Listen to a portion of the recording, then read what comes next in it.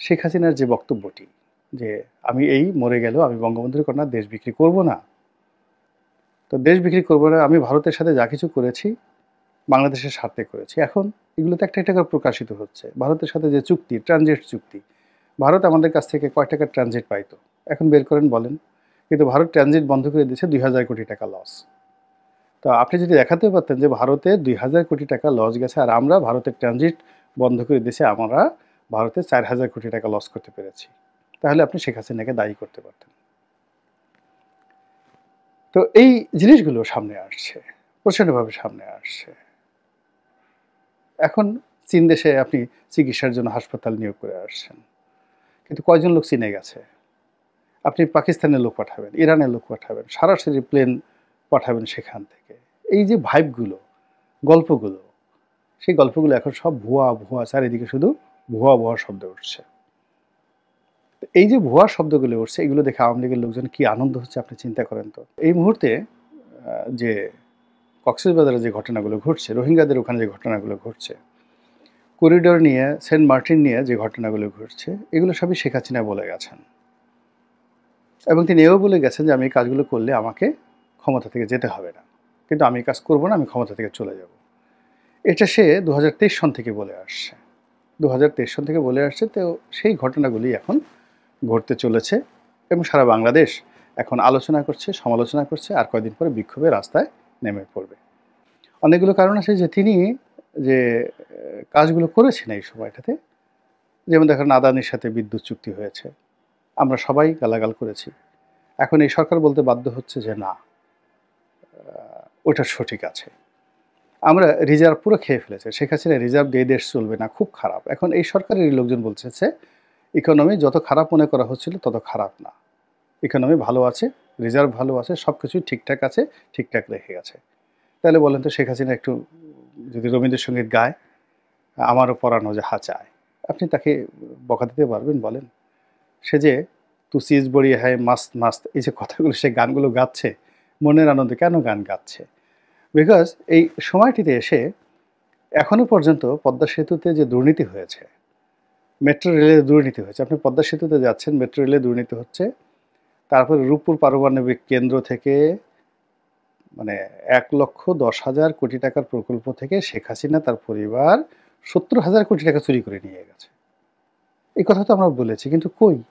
এগুলো প্রমাণ লাগবে না? এগুলো বিশ্বাস করতে হবে না? কিন্তু এগুলো তো আমরা এখন প্রমাণ দিতে পারছি না। বরং উল্টো পদ্মা সেতু দিয়ে যাচ্ছি, মেট্রো রেল চলছে, এক্সপ্রেসওয়েতে যখন প্রতিদিন লাখ লাখ মানুষ যাচ্ছে, গাড়ি যাচ্ছে। আপনি দেখেন তো কুড়িল বিশ্ব রোড থেকে শুরু করে এসে যখন আপনি মগবাজারে এসে এক্সপ্রেসওয়েতে নামেন গাড়িতে করে, আল্লাহর রাস্তে বলেন তো, খোদার কসম করে বলেন, আপনি কি তখন ডক্টর ইউনূসের কথা মনে করেন, বেগম খালেদা জিয়ার কথা মনে করেন, তারেক জিয়ার কথা মনে করেন, না শেখ হাসিনার কথা মনে করেন? একবার একটু চিন্তা করেন তো। আপনি যখন মেট্রো রেলে বসেন, মেট্রো রেলে বসে কি আপনি হিলারি ক্লিন্টনের কথা চিন্তা করেন, বারাক ওবামার কথা চিন্তা করেন, বা ডক্টর ইউনূসের যে স্বাস্থ্য উপদেষ্টা নূরজাহান বেগম, অথবা তার যে ব্যক্তিগত সচিব আছেন, আর সুন্দরী মহিলা আছেন, ভদ্রমহিলা, তো ওনার কথা কি আপনার মনে হয়, বা ওনার প্রেস সচিবের কথা মনে হয়, নাকি শেখ হাসিনার কথা মনে হয়? আপনি একটু চিন্তা করেন অবস্থা। ভীষণ রকম আনন্দ হচ্ছে যে এই মানুষগুলো দুদিন আগে সরকারের প্রশংসায় পঞ্চমুখ ছিল, যে মানুষগুলো এই ছাত্র জনতার জন্য যাকে বলা হয়, যাকে বলে তাদের হৃদয় মন সব কিছু খুলে দিত, এখন তারা তাদের অনেকের প্রতি এতটা রাগ যে পারলে ৩২টা দাঁত খুলে দেবে থাপড়াইয়া। এরপরে অনেক পণ্ডিত ব্যক্তি, অনেক পণ্ডিত ব্যক্তি, যেমন ফরহাদ মাজহার, তারপরে আপনার ধরুন আসিফ নজরুল, এখন এই সমস্ত মানুষের যে একটা ভাইব ছিল সারা বাংলাদেশে জুলাই আগস্টের আগে পরে, এখন কোন অবস্থাতে আছে আপনি গিয়ে দেখেন তো, তাদের প্রাইভেট সেফটি অ্যান্ড সিকিউরিটি কি আগের মতো আছে? তো সব মিলিয়ে এই যে একটা অবস্থা তৈরি হয়েছে, সেই অবস্থার কারণে দাঁত বের করে কিলবিল করে আওয়ামী লীগের লোকজন হাসার সুযোগ পেয়েছে। আর আরও অনেক মানুষের মতো আমরা যারা এই সামাজিক মাধ্যম ব্যবহার করে, গণমাধ্যমে লিখে জনমত তৈরি করেছিলাম শেখ হাসিনার বিরুদ্ধে, আর এদেরকে আমরা আবাবিল পাখি হিসেবে গ্রহণ করেছিলাম, বুঝতে পারছেন আমাদের অবস্থা কতটা নাজুক অবস্থায় পৌঁছে গেছে। বর্তমান ছাত্র এবং সমন্বয়ক তাদেরকে সমালোচনা করেছেন যে এদের বিরুদ্ধে যে দুর্নীতির অভিযোগ এসেছে, এরা যেভাবে সচিবালয়ে যাচ্ছে, যেভাবে ডিসি নিয়োগ থেকে শুরু করে বদলি, বাণিজ্য, তদবির, টেন্ডার বাণিজ্য থেকে শুরু করে নানা রকম ঘুষ, দুর্নীতি, অনিয়ম, দখলবাজি এবং আমাদের এই ব্যবসায়ীদের, দুর্নীতিবাজ ব্যবসায়ীদের হাতিয়ার রূপে তারা ইতিমধ্যে যে সকল অপকর্ম করেছে এবং যে সকল ছবি আসছে এবং তারা যেভাবে ধড়িবাজ ব্যবসায়ীদের খপ্পরে পড়ে গেছেন, এই বিষয়গুলো নিয়ে রুহুল কবির রিজভী সাহেব সমালোচনা করছিলেন যে এরকম যদি হয় তাহলে বিপ্লব হলো কেন।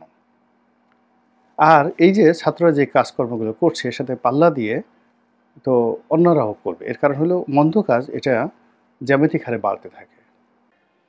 এর কারণ হলো যে এই কাজগুলো তো ছাত্রলীগ করেনি। ছাত্রলীগ ক্যাম্পাসে মাস্তানি করেছে, নীলক্ষেতে চাঁদাবাজি করেছে, তারপরে অন্য অন্য এলাকাতে চাঁদাবাজি করেছে, ফুটপাতে চাঁদাবাজি করেছে, কিন্তু সচিবালয়ে ছাত্রলীগ ঢুকে মাস্তানি করেছে এই ঘটনা তো আমরা শুনিনি কখনো। ছাত্রলীগের প্রেসিডেন্ট, সেক্রেটারি, বাংলাদেশের যেখানে সবচেয়ে বড় সংগঠন, 20 লাখ থেকে 30 লাখ ছাত্রের একটা সংগঠন, সেখানে ছাত্রলীগের সভাপতি মানে বিশাল ব্যাপার। তো তাকে তো তখন কোনো গ্রুপ অফ কোম্পানি যেটা গাড়ি দেয়নি উপহার, কিংবা সাদ্দামের বিকাশে কেউ তো, বা রব্বানির বিকাশে কেউ 50,000 টাকা দিয়েছে, এরকম ঘটনা তো আমরা শুনিনি কখনো। তারা চাঁদাবাজি করেছে, সব কিছু করেছে, টেন্ডারবাজি করেছে, এটা অস্বীকার করার উপায় নেই। কিন্তু এখন যে কাজগুলো হচ্ছে এটা তো খুবই ম্যাটিকুলাস, একেবারে সিস্টেমেটিক ওয়েতে। একটা ছাত্র সে গিয়ে একজন ডিসি লেভেলের কর্মকর্তাকে তদবির করছেন বদলি করার জন্য, এবং এটা হচ্ছে। আর একজন ডিসি তাকে টাকা দিচ্ছে যে তুমি এটা করাই দাও। এরপর ব্ল্যাঙ্ক চেক হচ্ছে, সেখানে কত কোটি টাকার একটা চেকের কথা উঠলো, এবং এর সাথে একেবারে সচিব পর্যায়ের কর্মকর্তাদের দুর্নীতির সংযোগ আছে। এটা তো শেখ হাসিনার জমানাতে হয়নি। এটাই রুহুল কবির রিজভী সাহেব বলার চেষ্টা করেছেন। এবং এখন আমি তার সঙ্গে যদি আরও কিছু যোগ করি যে শেখ হাসিনার খুশির অনেকগুলো কারণ আছে।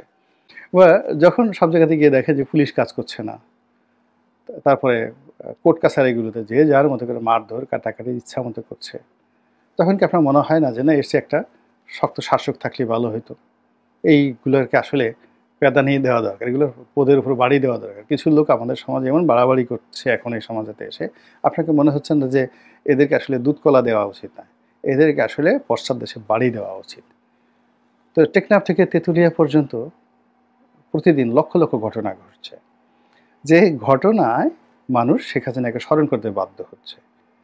একেবারে দেখা গেল গ্রামের একেবারে সাধারণ একটা ছেলে এসে যে জুলুম অত্যাচার করতেছে, দোকান বন্ধ করে দিচ্ছে, আগুন ধরায় দিচ্ছে, শিক্ষককে পদত্যাগ করাচ্ছে, কলেজ, স্কুল কলেজের লেখাপড়া সব শেষ, ড্যাম, সব কিছু মানে কি সে কীভাবে চলছে, পুরো রাস্তা দখল করে যেখানে সেখানে ব্লক হচ্ছে, যেখানে সেখানে অবরোধ হচ্ছে।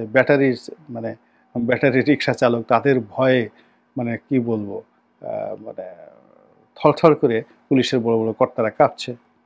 গার্মেন্টসের কর্মীরা রাস্তায় নেমে তারা পুলিশ আর্মির একজন ব্রিগেডিয়ারের গাড়ি পুড়িয়ে দিচ্ছে। তো এই যে ঘটনাগুলো, এগুলো দেখার সাথে সাথে প্রতি মুহূর্তে আপনার কার কথা মনে হচ্ছে? আপনার কি ডক্টর মোহাম্মদ ইউনূসের কথা মনে হচ্ছে?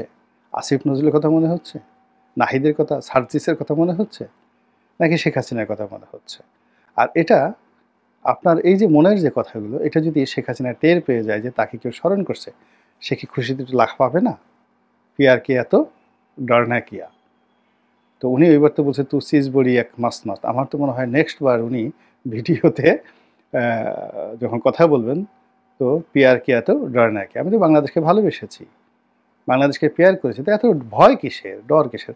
এভাবে তিনি গান শোনাবেন, হিন্দি গান শোনাবেন, গেল ওনার কথা।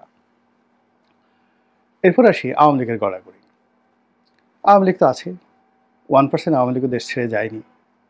99.99% আওয়ামী লীগের লোকজন এখন আছে। হায়েস্ট 10% লোক বাস্তুচ্যুত হয়েছে, এলাকা ছেড়ে অন্য এলাকায় গিয়েছে, আর বাকিরা সবই এলাকাতে আছে। তারা বসে বসে তামসা দেখছে, মুচকি মুচকি হাসছে, এবং তুলনা করছে যে না, আমাদের যুগে তো এই জিনিসগুলো হতো বা হতো না। তারা নিজেরা চিন্তা করছে। প্রথমে তারা খুব ভয়ে ছিল, আতঙ্কে ছিল, এখন তারা দেখতেছে যে মাই গড,